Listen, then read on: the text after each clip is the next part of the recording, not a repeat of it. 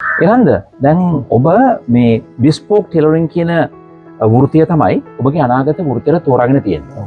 මොනවානේ විශේෂ හේතුවක් තියනවාද මේ බිස්පෝක් ටෙලරින් කියන වෘතිය තෝරාගන්න? ඇත්තටම ලංකාවේ හරි ටෙලරින් සිස්ටම් එකක් උගන්වන එකම ආයතනයක්වත් නැහැ. එකම ආයතනයක් තිබ්බේ මේක විතරයි. මම ඇත්තටම කතා කරා ඔක කරන්න කොරියාව වලට. කොරියාව වලට කතා කරපු වෙලාවේ තමයි මට කොරියාව වලින් කිව්වේ හෙට එන්න එපා. ලංකාවේ බිස්පෝක් ටෙලරින් ආයතනයක් තියෙනවනේ කියලා. ඊට පස්සේ මම පොඩ්ඩක් ආයි Google search කරාම මට මේ ආයතනය හම්බුනේ.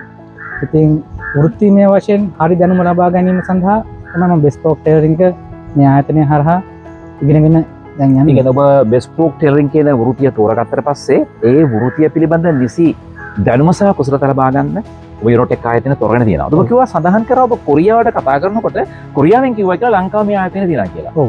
ඒ කොරියාවෙන් අයත් යුරෝටෙක් ආයතනය පිළිබඳ දන්නව නේද? ඔව් කොරියාවට මම කතා කරේ කොරියාවේ AASC කියන ඇකඩමි එකට කතා කරේ. ටෙලරින් ඇකඩමි එකට. ඊට පස්සේ එහෙන් තමයි මට කිව්වේ ඉස්තරහද්දී ලංකාවේ ආයතනයක් තියෙනවා.